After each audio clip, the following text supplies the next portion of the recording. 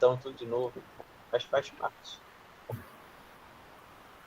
Então, pessoal, boa noite. Gostaria de agradecer hoje aqui a presença do professor Cláudio José de Souza, professor da Escola de Enfermagem da UF e também da Faculdade de Bezerra de Araújo, FABA.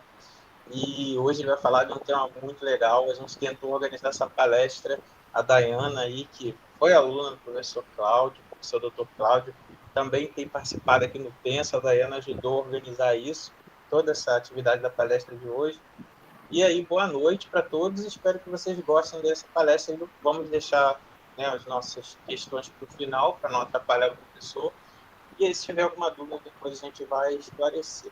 Então, com a palavra, professor Cláudio, muito obrigado, viu? Agradeço a sua presença aqui nesse horário tão difícil, mas a gente está aí para publicar e mostrar um pouco desse conhecimento, essa experiência para todos nós, né? Para os alunos e para o corpo interno e externo.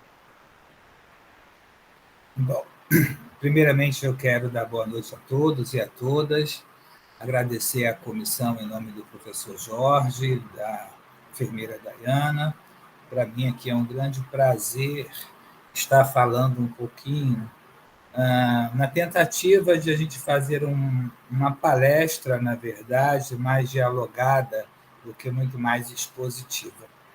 Tá? Então, vou tentar trazer um pouco da minha vivência pessoal e profissional e espero, né, que esse nosso bate-papo possa agregar valores aí, principalmente quem está aí nesse percurso da graduação e querendo aí almejar outros voos em relação à profissão de enfermagem, tá? Então, qualquer dúvida, qualquer pergunta, vai colocando no chat e a gente depois vai conversando um pouquinho a respeito. Podemos começar, Jorge? Pode ficar à vontade, professor. Então, vamos lá, gente. Então, eu me chamo Cláudio, eu sou professor adjunto da Escola de Enfermagem Aurora de Afonso Costa, eu sou lotado no Departamento Médico Cirúrgico, na área de alta complexidade, que trabalha um pouquinho sobre unidade de terapia intensiva, atendimento de urgência e emergência e nefrologia. E também sou professor titular da FABA, também atuando nessa área e também sou coordenador da pós-graduação Lato Sensu de terapia intensiva. E aí a Dayana, a enfermeira Dayana, me pediu para a gente conversar um pouquinho, para falar um pouquinho sobre as expectativas após a graduação na área da saúde, né, o que fazer. Então, eu tentei trazer uma coisa para não ficar um pouco cansativa. Então, o objetivo desse nosso bate-papo de hoje é fomentar a discussão e reflexões acerca das possibilidades do egresso de enfermagem em relação às possibilidades no mundo do trabalho. O que a gente percebe, né, é que muitos dos acadêmicos, muitas das vezes, não têm um direcionamento. Eu posso dizer por mim mesmo que quando eu fui fazer a graduação, eu nem sabia a diferença de uma graduação, de uma pós-graduação, lato sensu e estrito sensu.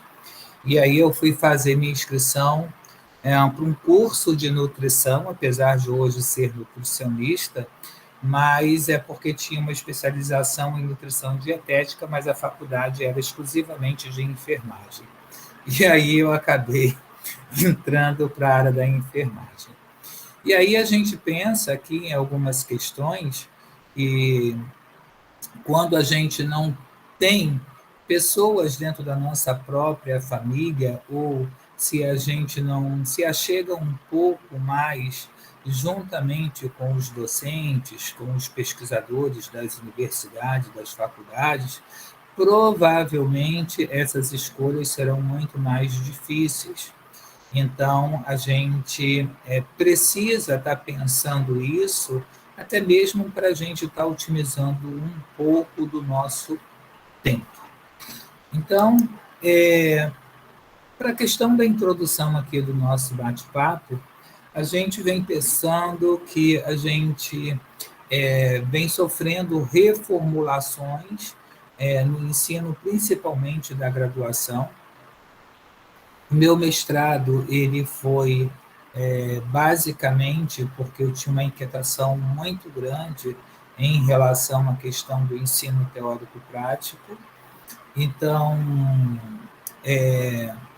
na Faculdade Bezerra de Araújo, eu já estou trabalhando lá há aproximadamente 17 anos, então eu comecei lá como preceptor, então ainda, né, praticamente quase há 16 anos, a diretora da faculdade, a gente tinha uma política educacional, então, à medida em que a gente dava os conteúdos, o aluno, ele fazia esse estágio, então, isso era muito mais prático para que o aluno pudesse se localizar, se entender enquanto pessoa, enquanto profissional, qual a área que ele gostaria, né, de se aprofundar após a graduação. E aí houve um processo de reformulação das diretrizes curriculares nacionais. Então, hoje, praticamente, diferentemente, né, das universidades públicas, as universidades privadas, o estágio ele se dá praticamente nos 2 últimos anos. Então, os alunos ele tem todo o bloco teórico, praticamente, e de disciplinas complexas, como, por exemplo, semiologia semiotécnica, a parte da clínica médico-cirúrgica, da alta complexidade, da gestão, da saúde materno-infantil, enfim, e só vai ter o estágio bem lá no finalzinho, que vai complicar um pouco essa questão do conhecimento. Mediante a isso, as instituições do ensino superior, bem como os seus colaboradores, né, tanto os docentes e discentes, eles devem articular e pensar em diferentes formas de efetivar o processo ensino-aprendizado dos seus futuros egressos. Isso aqui é bem notório, né, com o advento da própria pandemia. Eu, logo no início, eu fui uma pessoa muito resistente a me adaptar com essa questão da era tecnológica, mas não teve outro jeito, a gente teve que encarar esse desafio. E nesse sentido aqui, né, a cada dia que passa, o mercado de trabalho exige um novo perfil profissional que seja capaz de atender as novas perspectivas das organizações.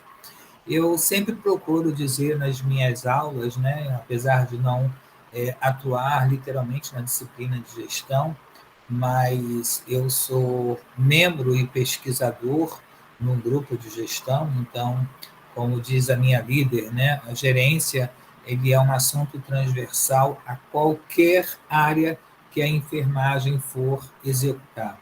E aí a gente tem que pensar justamente naqueles benditos conceitos, né, que a gente discute isso dentro da área da gestão. Primeiro, que é o conceito de competência. E aí isso foi bem trabalhado na minha dissertação de mestrado, que o termo competência ele é multi, né, conceitual, então dependendo da área que você for estudar, ele poderá ter um conceito diferente, mas dentro da área da educação, competência significa mobilizar o conhecimento. Enquanto acadêmico, enquanto profissional, nós temos que ter essa possibilidade de mobilizar esse conhecimento em prol de uma assistência qualificada. Questão da própria habilidade, né, que é um outro conceito que a gente vem discutindo também.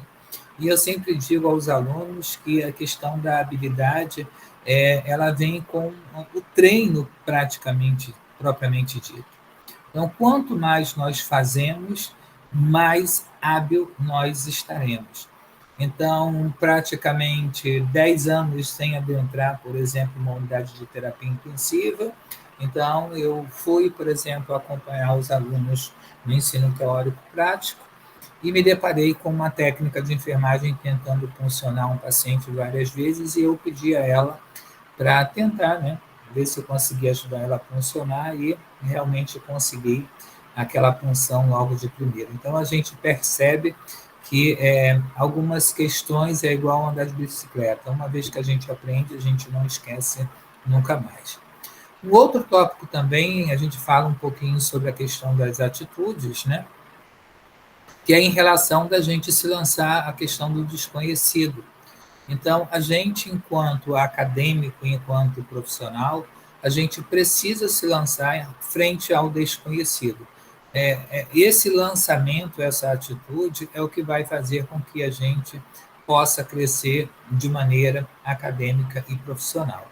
E, na atualidade, a gente trabalha com o conceito de valores, né? Então, é aquilo que nós trazemos de casa, é aquilo que a gente vem construindo ao longo da nossa caminhada, seja a nível familiar e profissional.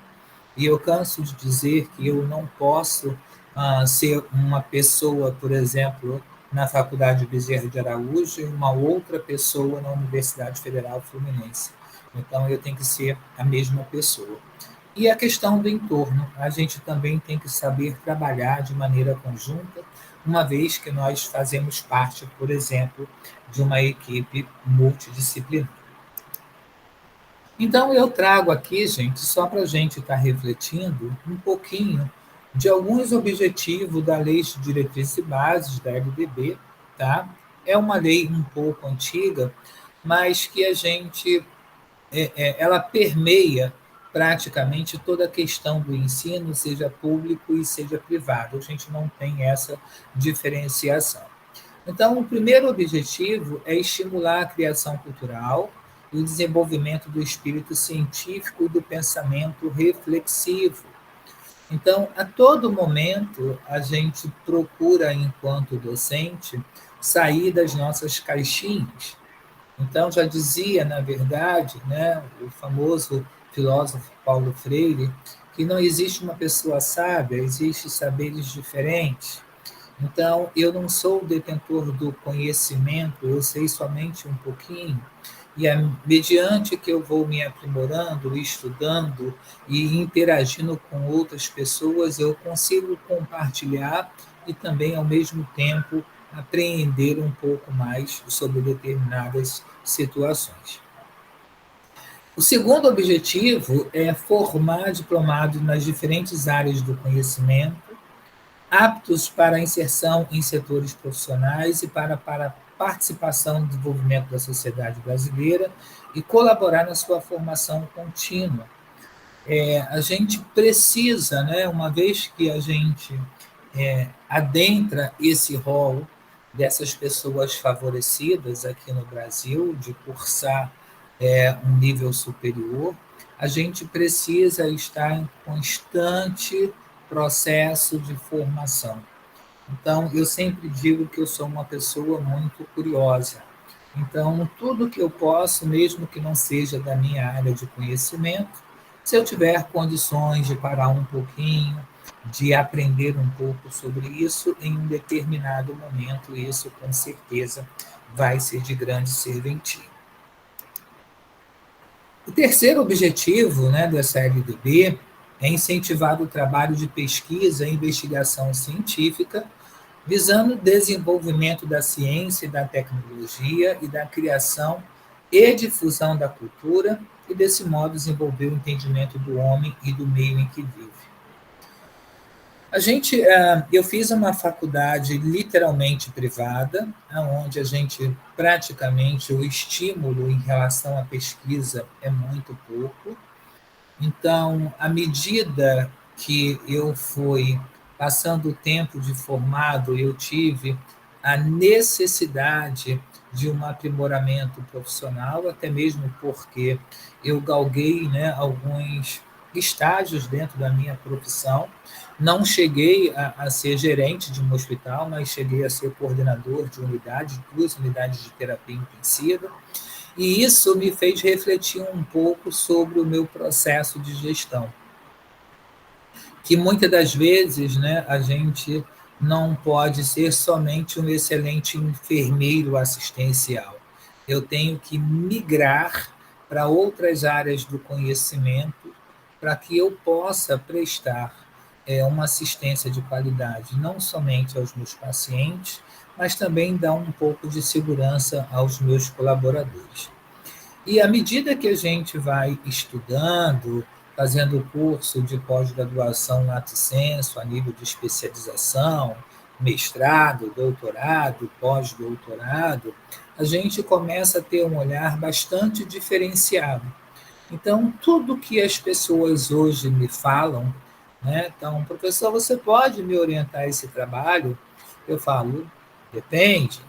Isso tem que estar coadunado com a minha área de pesquisa, aquilo que eu pesquiso, mas também eu procuro estar pensando modos que essa pesquisa ela possa gerar um produto, e um produto para ser consumido para a sociedade. Então, eu canso de falar, principalmente com os alunos das instituições privadas onde eu trabalho, que não é somente fazer um trabalho de conclusão de curso. Já que a gente vai perder um tempo para fazer leitura, para fazer pesquisa na base de dados, que esse material ele possa estar disponível e ser publicado. Hoje nós temos diversas formas de publicação, seja através de artigos científicos, seja através de capítulo de livro, seja na plataforma do Educapes. Então, o que não falta hoje são meios de divulgação dessa produção científica. O quarto objetivo é promover a divulgação de conhecimentos culturais, científicos e técnicos que constituem o patrimônio da humanidade e comunicar o saber através do ensino, de publicações e outras formas de comunicação. É justamente isso que eu acabei de falar agora anteriormente.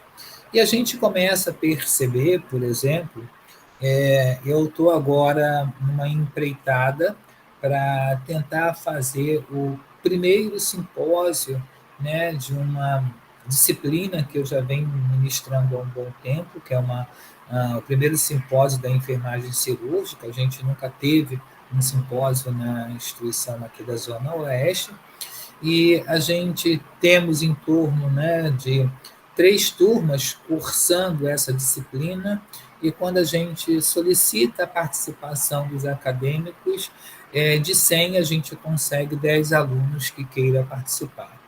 Então, a gente tem um esforço danado, a gente tem um desgaste danado para poder convencer, né, os especialistas da área para poder divulgar o seu conhecimento, mas mesmo assim a gente não tem uma adesão em relação principalmente desses acadêmicos. Outrora, né, muitas pessoas, às vezes, elas veem essa questão do compartilhamento de conhecimento como uma forma também de ganhar dinheiro.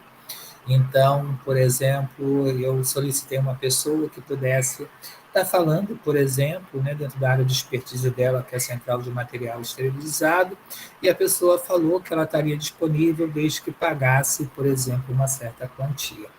Então, a gente sabe, né, que nada é de graça, por exemplo, a gasolina está cara, o álcool está caro, o gás está caro, mas compartilhar, né, fazer uma rede, né, de conhecimentos, isso é muito bom para a gente também.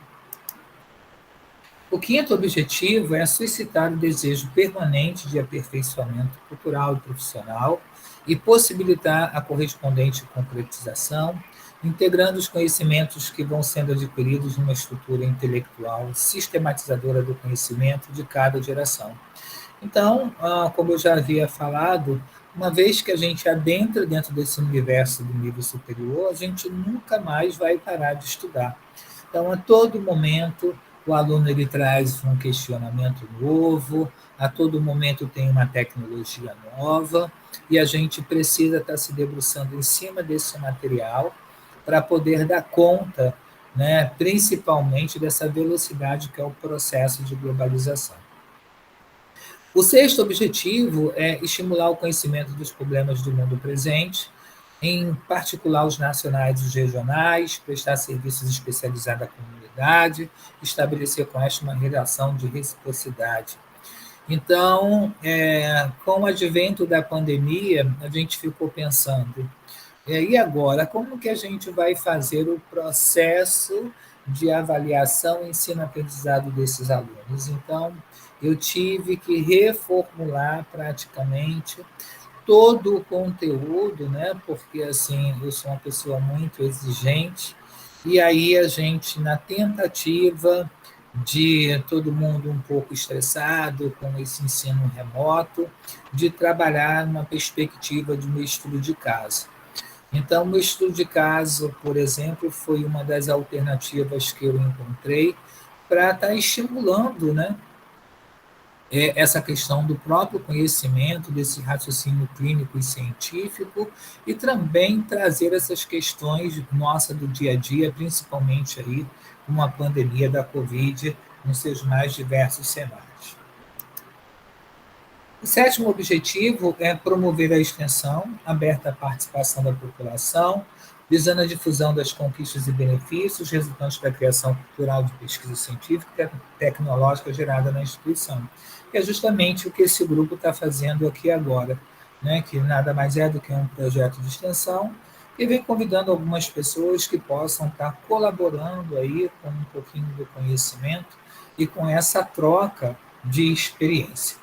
E, por fim, né, atuar em favor da universalização, do aprimoramento da educação básica, mediante a formação e a capacitação de profissionais, a realização de pesquisas pedagógicas e o desenvolvimento de atividade de extensão que aproxime os dois níveis escolares. Então, eu também tenho um projeto de extensão que trabalha o gerenciamento do cuidado da enfermagem de alta complexidade, e a gente percebe, né, que isso é um plus que a gente faz para que o aluno possa ter mais conteúdos, né, que a gente não consegue abordar isso dentro da própria disciplina, mas, infelizmente, a adesão dos próprios alunos são muito pouca ainda em relação a isso.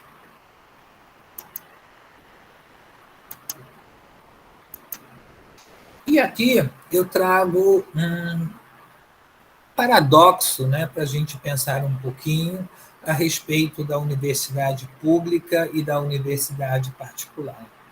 Se tem diferença, se não tem diferença.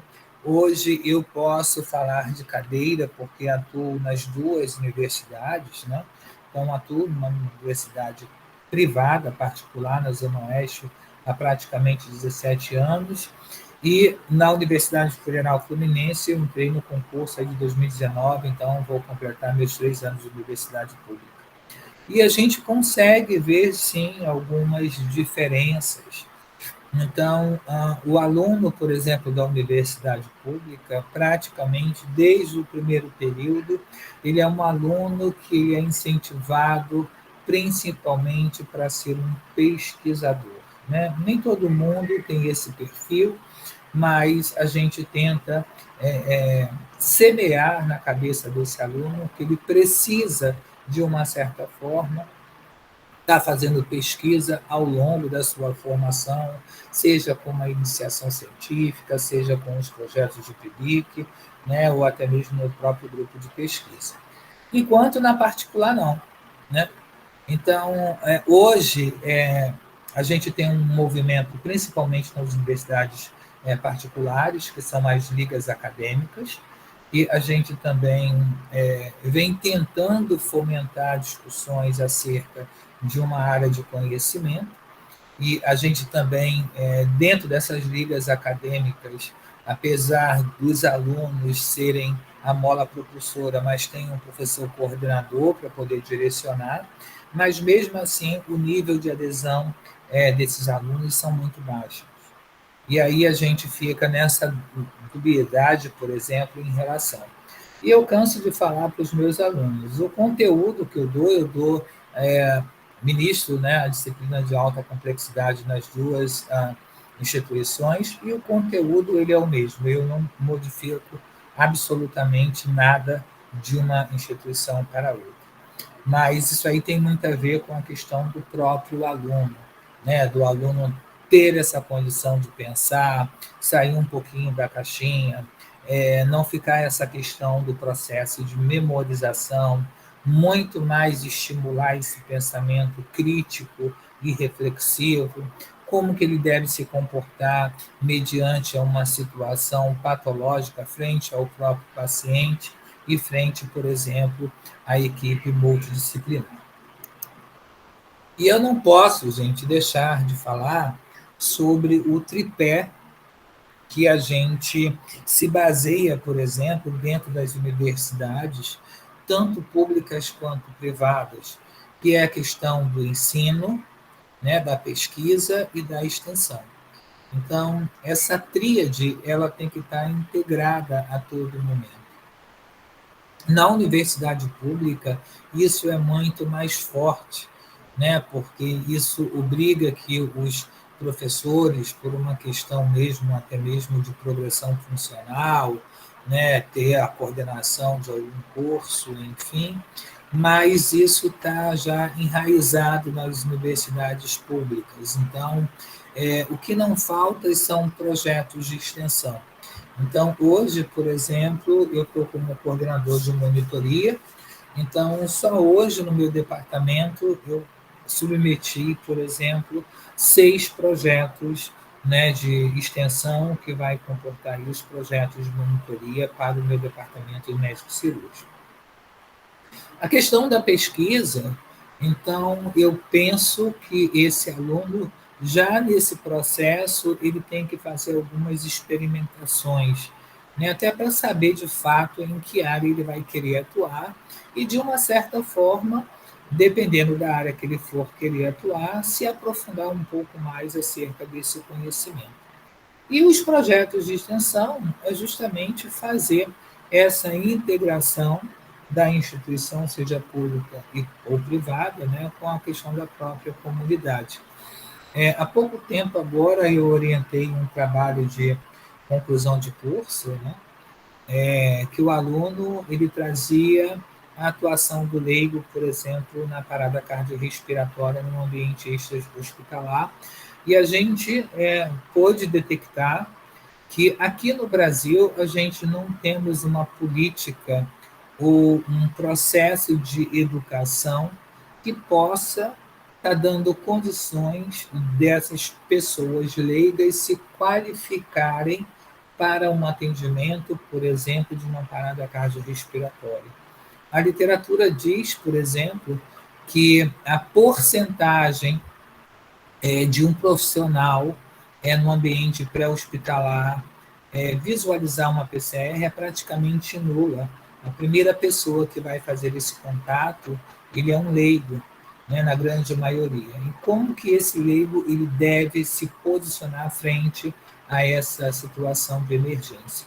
Então, se a gente tivesse, por exemplo, dentro das instituições públicas ou privadas, que pegasse aquela população do entorno, as escolas municipais, e fizesse treinamentos, né, recorrentes, acredito que isso seria um grande ganho para a nossa sociedade.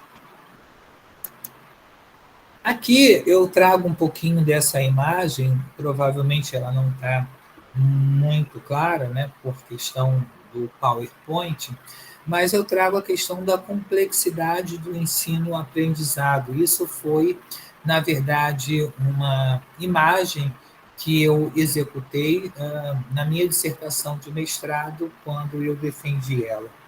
Então, o ensino-aprendizado, ele requer uma avaliação processual, ele requer técnicas de ensino, principalmente hoje na atualidade, que a gente fala muito de metodologias ativas, recursos humanos qualificados, objetivos previamente delineados, conteúdos teóricos que estejam em consonância com a realidade, né, do graduando, recursos audiovisuais dos mais diferentes possíveis e os diversos procedimentos avaliativos.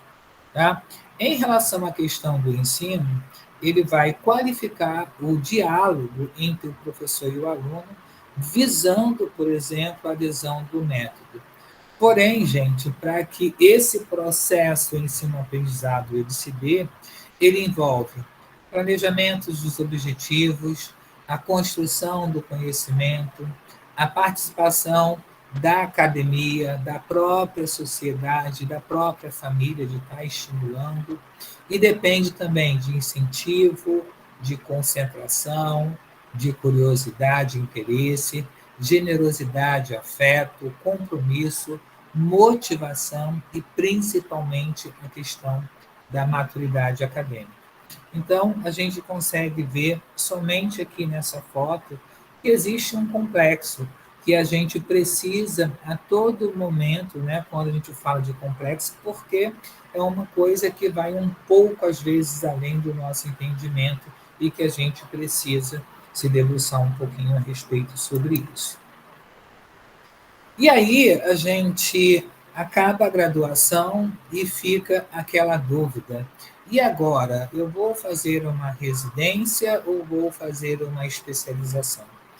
Então, aqui, gente, geralmente os alunos das instituições públicas, ele já saem com praticamente algumas coisas formatadas e qual área eles já querem seguir e quais são as instituições que ele podem, por exemplo, pleitear essa questão, principalmente da residência.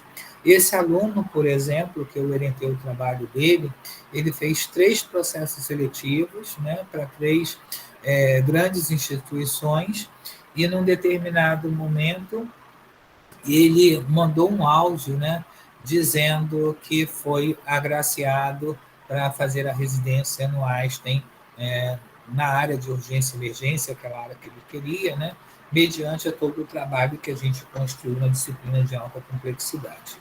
E aí, quando o aluno ele me pergunta, e aí, professor, qual é o seu ponto de vista? O que é melhor fazer? Uma especialização ou uma residência? Então, eu sempre falo, sempre que possível, faça uma residência.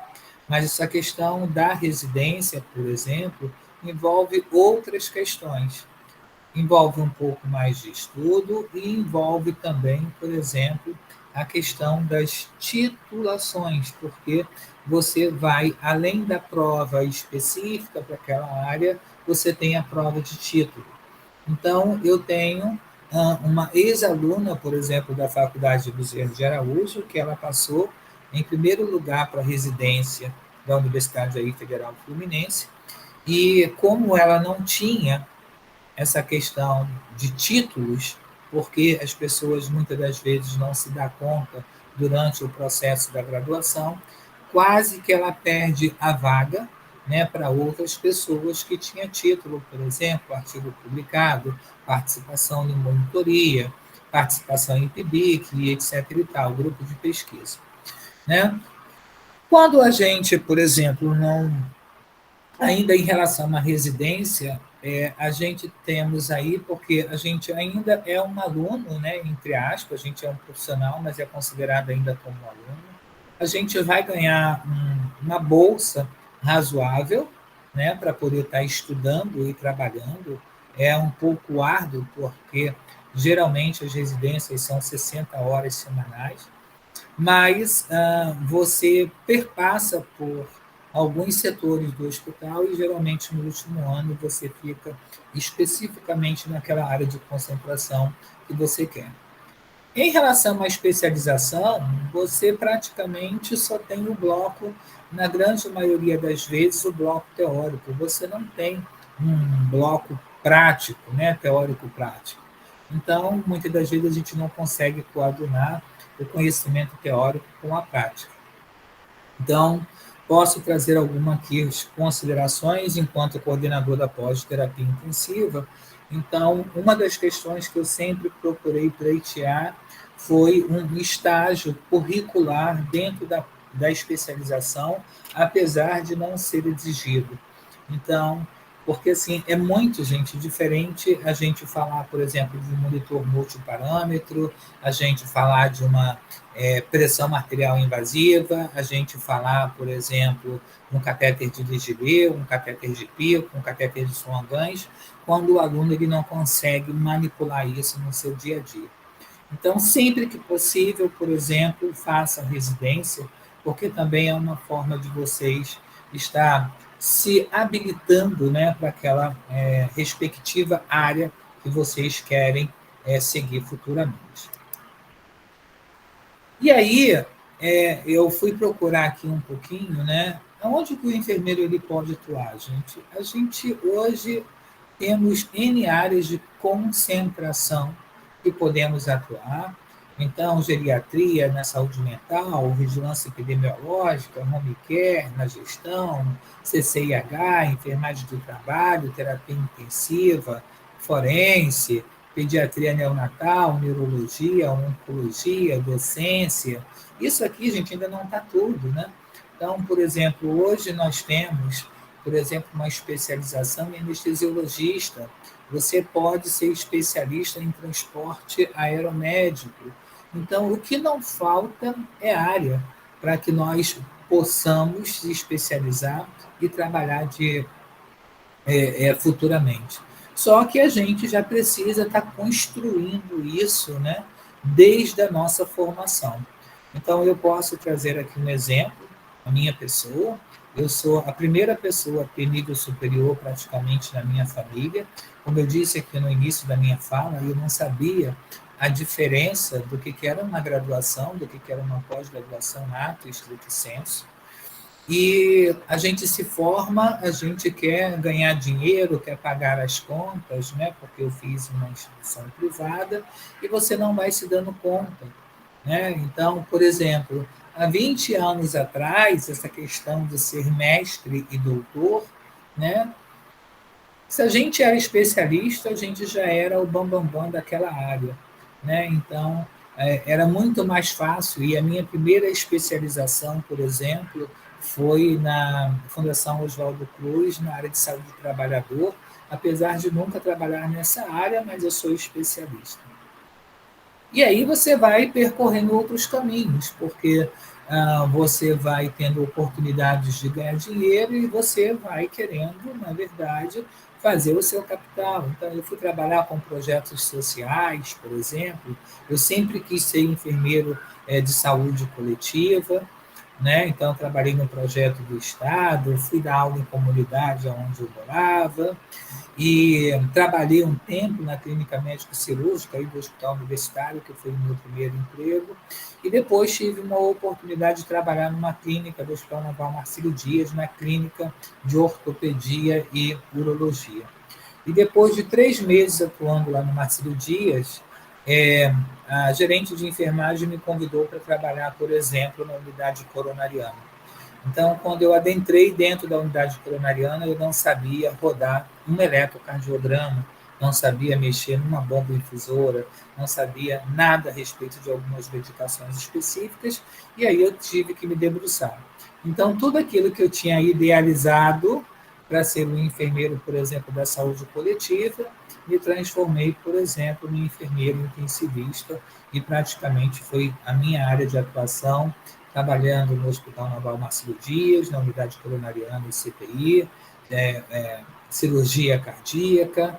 Depois trabalhei como enfermeiro assistencial e coordenador de 2 unidades de terapia intensiva. E hoje, ainda, eu estou num processo de formação, visto que eu faço parte, por exemplo, de um grupo de gestão.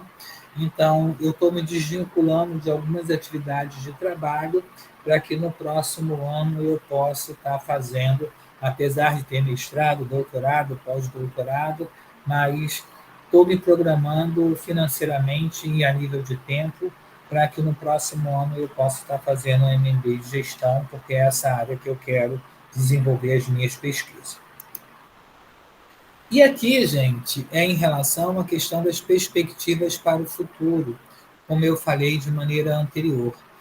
Há 20 anos atrás, quem era especialista, ele era o cara.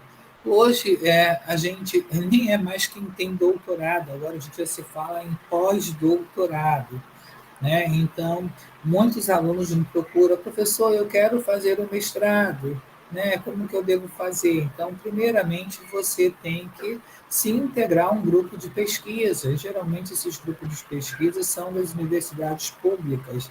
Algumas universidades privadas já têm, né? Alguns tipos de mestrados que são pagos, mas o ideal é que a gente procure uma universidade pública para poder ser integrante desse grupo de pesquisa e ali a gente vai amadurecendo o nosso objeto de pesquisa, a gente vai namorando o possível o orientador, vai aprendendo, né, o que é a apresentação de projeto, de anteprojeto, de qualificação, de defesa. Então, tudo isso a gente vai construindo aos poucos. A minha fala, pelo menos no grupo de pesquisa, principalmente do que eu participo, é que todo esse meu percurso em relação à especialização lato sensu, mestrado, doutorado, pós-doutorado, foi um pouco penoso para mim, porque não tinha muitas pessoas para que eu pudesse compartilhar. Então, eu sempre digo para uma colega minha de grupo de pesquisa, se eu puder facilitar esse caminho das pessoas, né, eu acho que o meu legado vai ficar aqui. Né? Não quero ser pesquisador top, mas eu quero que pessoas, por exemplo, de uma universidade pública, possa ter a oportunidade, por exemplo, de ingressar no mestrado de uma universidade pública também, porque é um outro modelo de ensino, é um outro modelo de estrutura, de contextualização, e que a gente aprende muito, gente. Então, assim, a todo momento eu aprendo, né? Então, hoje, por exemplo, faço parte praticamente de 3 grupos de pesquisa, né? Oficialmente 2 grupos de pesquisa de gestão e sou colaborador de um grupo, né, de saúde, educação e trabalho, que é o NUPES, por exemplo, e atuo como colaborador. Então, sempre que eu posso, tem apresentação do trabalho, eu assisto, porque também é uma forma de aprendizado, visto que a gente fica se indagando, se questionando aonde que aquele avaliador conseguiu pontuar coisas que a gente não conseguiu captar, por exemplo, na fala do candidato. Então, essa questão hoje, né, a gente sempre fala, tem pessoas que falam, Cláudio, mas eu não quero ser pesquisador, eu não quero ser um professor universitário. Mas isso não impede que você possa cursar, por exemplo, mestrado e doutorado, dependendo aí, principalmente das instituições federais, públicas, né? Então, essa titulação faz com que você ganhe uma gratificação bem significativa a nível, por exemplo, do seu salário. E eu penso aqui, gente, que é justamente isso, que é um processo de construção coletiva que a gente precisa, né, estar fazendo desde o momento da graduação. Quer dizer, se eu tenho mais aderência, por exemplo, à saúde coletiva, eu tenho que procurar pessoas que estudam e pesquisam, né, dentro dessa área de saúde coletiva. Se eu tenho uma aderência, por exemplo, à área materno-infantil, eu vou procurar pessoas que estudam e pesquisam na área materno-infantil. Se eu tenho aderência na área de urgência e emergência, alta complexidade, vou procurar pessoas nesse sentido, porque, de uma certa forma, isso vem agregar, né? Então, a gente também vai aprendendo, vai colocando as nossas ideias para que o nosso, por exemplo, objeto de pesquisa fique o mais redondo possível, né? Para que nós possamos, né, ter condições de pleitear uma vaga. Sem falar também, gente, dessa questão das produções, né? Então, como eu falei de maneira anterior, né? Tanto a questão da residência quanto de mestrado e doutorado, você precisa ter uma produção significativa, porque isso pesa na hora do momento da concorrência e do processo seletivo. Eu espero ter contribuído aqui, tem 45 minutos, né? A gente está com uma previsão de 15 minutos, E aí, dúvidas aí, para que a gente possa estar conversando um pouquinho a respeito aí, se alguém tem alguma pergunta para poder fazer. A gente abre agora, professor. Muito obrigado. Eu vou fazer pedir para você passar aí os outros slides. Eu não sei nem se foi, né? Se a gente deixar o anúncio aí do... Vamos ver o próximo que tinha ali.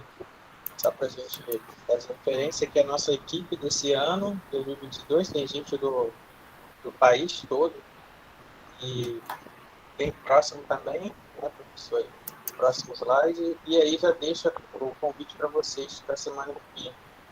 Então, assim, a gente viu como que é importante, que vem desde lá das leis, diretrizes e bases, a reformulação desse ensino. O professor Cláudio traz a experiência dele maravilhosa contando aí. Eu acho que muitas das pessoas que estão na universidade hoje passaram por experiência similar.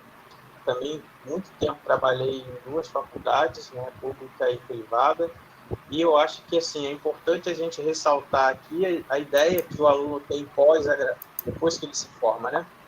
Então, assim, essas dúvidas aparecem no professor explicou. Então, existe pós-graduação voltada para a prática, que é chamada de pós-graduação lato sensu. Existe uma pós-graduação voltada para pesquisa, que é stricto sensu. Existem outras pós-graduações que estão no meio do caminho, mas são voltadas para a prática, como a residência. Então, tem residência multiprofissional, uma residência em área específica, como o pessoal acabou de falar agora no fim. Às vezes vocês estão se formando e estão buscando uma área, que gostam de uma área, né? Então já tem que ir buscando estar próximo dos grupos de pesquisa para poder já ter produção naquela área. E uma coisa muito importante que o professor Cláudio falou, que eu acho que tem que ter em mente, é que o aluno, não importa se ele é, né, de faculdade pública ou de privada, porque quem faz a faculdade é o aluno. E uma outra coisa muito importante, né, que tem relação com isso, é estar envolvido nas atividades acadêmicas. Então, por exemplo, esse projeto que vocês estão participando hoje é um projeto de ensino que ele está ligado a um projeto de extensão. Então, assim, vai gerar certificados e já vai contar a pontuação para vocês. Então, como o professor coloca, você se formou e agora está fazendo uma seleção para um mestrado, para uma pós, tudo isso vai contar. Por isso que quando ele fala que a gente tem um direcionamento, a universidade, às vezes, pública, o aluno já está formatado para aquilo, é porque ele tem aquilo ali, a disponibilidade dele onde ele estuda. Mas isso não exime, não exclui vocês de participarem, seja se você for de particular, a todos os eventos e atividades que as universidades públicas e também as privadas fornecem, né? Porque a gente tem universidade privada, universidade católica e outras que têm mestrado, têm doutorado. Então, é assim, lá no início, quando o professor Cláudio fala, se formou, pode fazer especialização voltada para a prática ou pode querer fazer o mestrado, mas tem que estar direcionado para isso. Depois do mestrado, dentro do estrito sensu, a gente ainda tem o doutorado, né? Então, tem gente que faz doutorado e depois existe o estágio de pós-doutorado, que é uma coisa que você vai estagiar. Então, assim, uma coisa muito interessante são os títulos, né? O que dá titulação? É aquilo que te dá um diploma no fim. Então, por exemplo, quando você faz algum estágio não remunerado ou remunerado, você recebe uma declaração. Quem faz, por exemplo, um pós-doutorado, que vai ajudar a dar aula em algum programa e tal, recebe uma declaração, tipo, não é um título. Por isso que a gente geralmente fala assim, a pessoa fez mestrado é mestre. Doutorado, o máximo que tem de grau é doutor. Tá? E depois o pós-doutorado é tipo um estágio. Então, assim, quem faz especialização é especialista, né? E assim vai. Então, foi muito interessante essa fala, e assim, eu fiz uma síntese para dar um panorama para vocês, que aí pode ser alguma pergunta que vocês possam vir a ter. Mas, assim, nosso projeto está aí, é um projeto de ensino, que ele envolve a pesquisa, a extensão, isso tudo está sempre muito ligado, como o professor Cláudio também coloca, né, para a nossa atuação. E isso é muito importante que vocês tenham em mente, porque tem que se formar já pensando no currículo. Tanto que agora, como as leis, diretrizes e bases atrás, o professor fala, você vai ter uma hora de atividade complementar que você tem que fazer, você participou de congresso, você teve atividades voltadas para monitoria, né, que seria de ensino, você teve iniciação à docência, você fez iniciação científica. Então, isso tudo vai contribuir para a sua formação. E hoje, Jorge, tem tantas oportunidades, né, com essa questão da internet.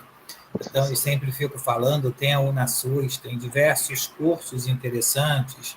A gente está tendo agora, eu acho que vai abrir agora o SEMP, que é o Seminário de Ensino e Pesquisa, né? Então, assim, o que não falta hoje são oportunidades. Tem um congresso do COFEM, que é todo ano, eu acredito que esse ano, se Deus quiser, a gente possa ir para poder apresentar os nossos trabalhos. Então, o que não falta é oportunidade. né, do aluno poder estar colocando seus projetos de pesquisas, né, aquilo que ele quer se aprofundar a nível de conhecimento, né, para poder ter um pouco do teu perfil profissional. Isso aí. E a gente, quando eu abri esse projeto para a gente colocar aí para quem quisesse participar externamente, eu não imaginava que teria tantas inscrições, né? E muita gente participa, tanto da atividade de ensino que a gente está fazendo, como você, por exemplo, dando essa palestra para a gente, mas também a extensão, porque está levando esse conhecimento para todo mundo, vai gerar um certificado, um documento, e também a gente tem, junto a isso tudo, atividade de pesquisa. Então, a Daiana, que está aí, o Yuri também, que é aluno, e outros, a Jéssica, todos participam de alguma forma de alguma pesquisa, ou fazendo artigo, alguma coisa, e o grupo vai todo se ajudando. Então, a gente tem oportunidades para aquelas pessoas que querem, e a gente acaba contribuindo para essa formação dessas pessoas. Isso é muito legal, porque a gente vê que quando todo mundo tem interesse em aprender, aí como o professor Cláudio mesmo acabou de dizer, existe cursos online. Tem curso do Ministério da Saúde, por exemplo. Hoje tem pós-graduação totalmente online, totalmente virtual. É bom, mais ou menos, porque você tem que se policiar, não pela qualidade do curso, mas porque você tem que se dedicar. Então, para quem já está o tempo todo trabalhando em computador, igual a gente trabalha com ensino, a gente vai estar o tempo todo na frente do computador, aquilo ali já é um trabalho. Mas se a pessoa já trabalha na prática, seja no hospital, onde ela atua na área da saúde, consultório, por aí, ela tem que se policiar para ela ter um tempo para estudar, senão ela não consegue. E hoje em dia a gente precisa muito conviver com as tecnologias e saber lidar com isso. Mas aí eu estava aqui esperando, a Eduarda perguntou, vou parar aqui a gravação, e a gente agradece o professor Cláudio, a Daiana, todo mundo que está aí até agora, e depois a gente vai disponibilizar o nosso vídeo no canal lá para vocês assistirem.